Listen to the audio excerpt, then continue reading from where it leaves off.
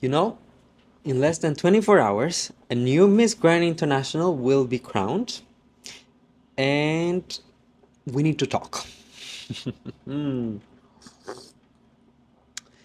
If you watch my two previous videos about Miss Grand International, that's all I did this season. Honestly, I didn't have the time or the patience to get through all the ups and downs of the competition.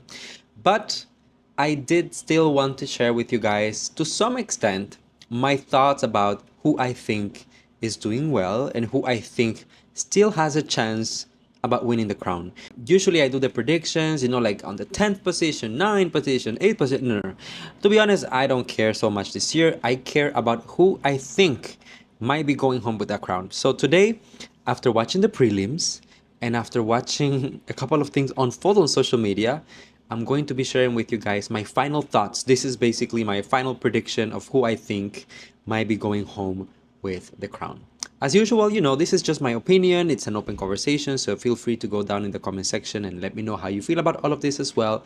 And we can talk about it or not, depending on what you want to do. So let's get right into it. On my previous video, I talked about Miss Grand Mexico, which I thought is beautiful, great performance, great physique, very charismatic, and all of those things stand true. I still believe that Miss Mexico is one of the front runners, but I must admit, and maybe this is because of me not keeping up with the competitions of MGI as closely as I normally would, but I have to admit, I think I overlooked Miss Dominican Republic. During the preliminary competition, Miss Dominican Republic was one of the standouts of the night. The look from head to toe simply screams grand. The performance was immaculate.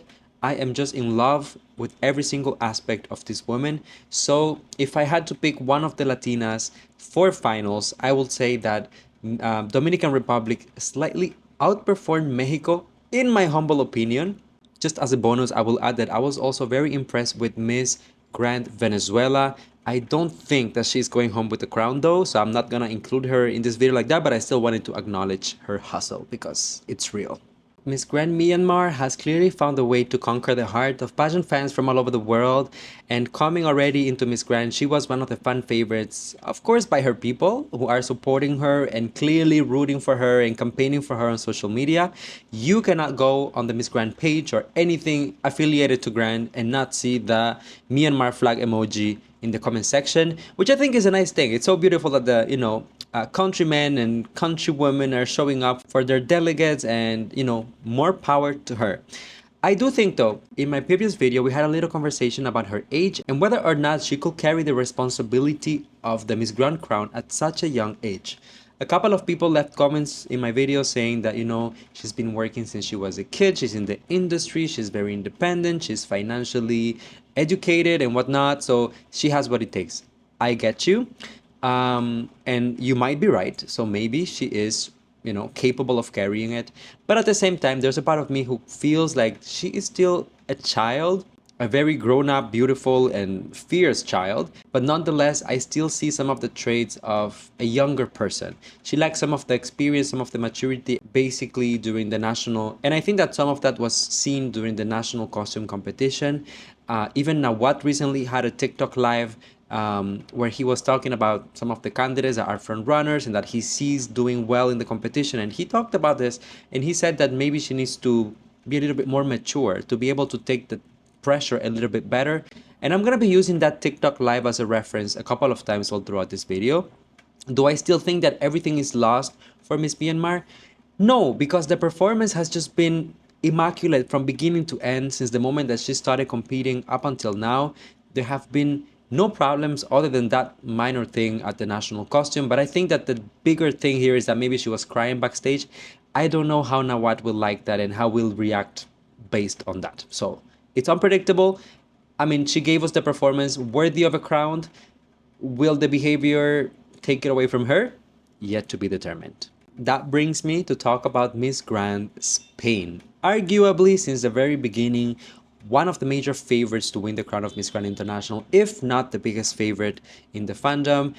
We mentioned before, especially in my previous videos, I went deep into the reasons why I think she might be getting the crown, and that was basically Europe has never won a crown at Miss Grand International. That is untouched market for Nawat, And untouched market equals business opportunity. Also, we said that on the downside, Europe is not the biggest market for pageants, so maybe there isn't as much money to be made with a Miss Grand Spain or a title holder in Europe. But regardless, every organization should look forward to establish themselves to have some sort of visibility worldwide. So at some point, he will have to crown a queen from Europe. She is, in my opinion, an excellent candidate for it. Now, Nawat did mention during his live stream that sometimes he looks at her, sometimes she looks great, sometimes she looks weird. And I find it, well, weird that he will make such a content because, again, this is one of the reasons why sometimes I dislike Nawat. And I say this over and over. People think I hate Miss Grand International, and I don't. I love the show. I think it's so entertaining. The girls are beautiful. It's entertainment. What else do you want? Sometimes I have a major problem with the comments that are made about the contestants, and you cannot just go around being the owner of an organization saying that this girl is weird. What does that mean? Nawad is trying to say that sometimes she's a little bit over the top with the looks, with the styling, with the makeup, with the hair. She has very specific, very unique facial features, and she is not one of those girls who shies away from makeup. I personally appreciate it. I think that it makes her, basically sets her apart from everyone else, but I understand that it's not everyone's cup of tea. Do I think that Nawat saying that sometimes she looks weird is a deal breaker and she's not going to win MGI? Not necessarily, because listen, whoever wins Miss Grand International has access to a premium team of stylists and makeup artists. I mean, just remember a couple of years ago when Nawat crowned Vietnam. In my opinion, the girl wasn't really all that while she was competing. But you cannot take it away from her that Miss Grand, I think it was 2022, Miss Grand 2022, she looked incredible in all of her international appearances. That woman, as a title holder, was incredible. Like, she looked great. But when she was competing, she could easily get lost amongst all of the other candidates. I thought there were so many other girls that were fiercer than her. But with all of the production and the makeup and the team, wow, she definitely managed to stand out. So I think that Miss Grand Spain might fall into one of those categories. So I don't want to say that everything is lost for her. There is still hope if Nawat is willing to give her that opportunity and allow her to benefit from all of the hair and makeup, glam team magic that they might be able to do for her. Let me moisturize my throat and let's get right into it. The next on the list is, of course, Miss Grand India. Now, okay, we need to talk. I know that Miss Grand India is a big favorite for finals, and I have a lot of things that I love about her. I do have just a couple of concerns that I'm gonna share with you guys here. On the bright side, I think she's beautiful. She has one of the most honest, unique, just genuine smiles and eyes that I have ever seen on the stage of Miss Grand. Honestly, if it's just based on the looks, I think that this girl is a rare beauty, something that is very hard to find, very difficult. And even on a stage such as Miss Grand, where you get so many beautiful girls, I haven't seen very often. That I have to give to her advantage. In my opinion, she had the best evening gown performance of prelims. Stand out. She came out with something traditional and she still gave not only the traditional aura and vibes, but she gave us a killer performance to go with it.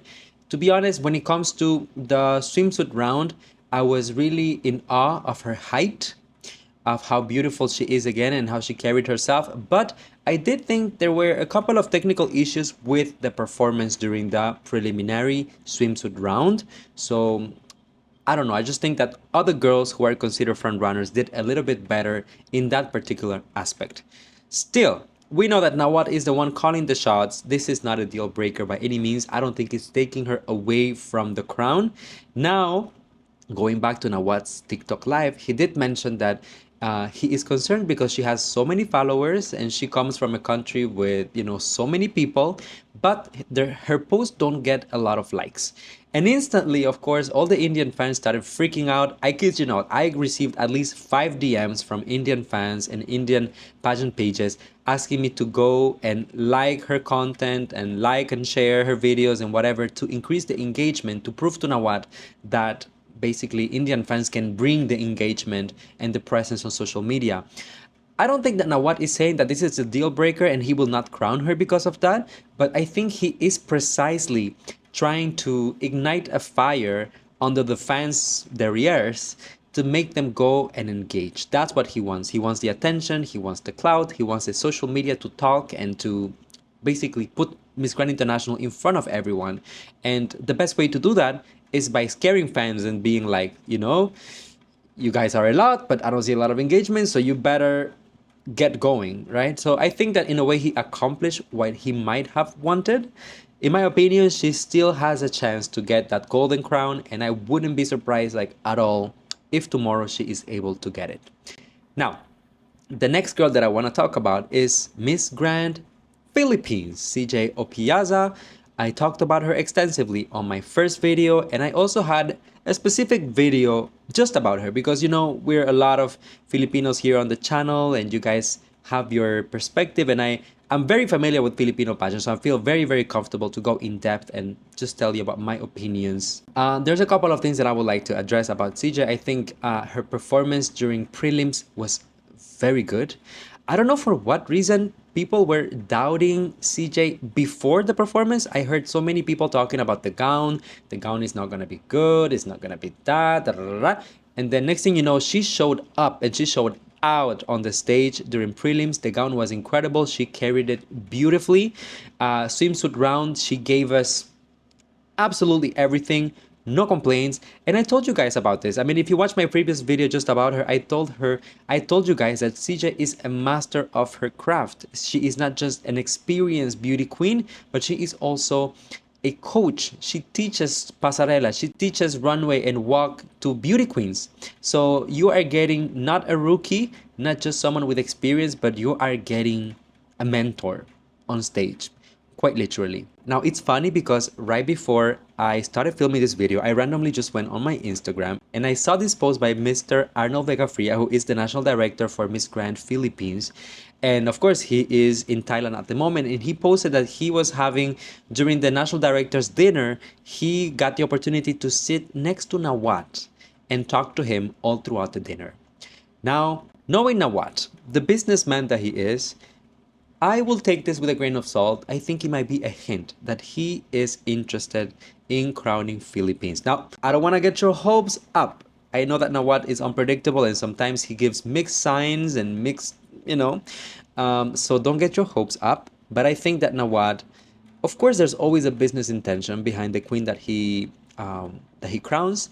I also talked about what is in it for him if he was to crown Philippines in terms of kind of like gaining back that market that he has completely lost, to be honest. Like Miss Grand International is not very relevant in the Philippines because of so many up and downs and tension with the fandom. So he has to find a way to win back that market. And listen up, Nawat is a very strategic person, and I was thinking, just a couple of weeks ago when the entire Miss Cosmo thing happened, it is no secret to anyone that the Filipino fan base was extremely upset with Miss Cosmo because they wasted one of the best girls that the country has to offer, basically.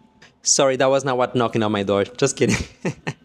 So it is no secret that somehow Nawat needs to manage to win back the crowd, the Filipino audience. What better way to really not only gain back the fandom, but also consolidate the loyalty than by giving the golden crown to the country that is craving for it, and at the same time just lost one of the biggest candidates that they ever sent internationally at Miss Cosmo. Like literally the national feeling in the Philippines is that Atiza's potential was wasted at Miss International. Imagine how frustrated and upset people will be if two of the most beloved queens in the country go to waste internationally, both Atiza and CJ.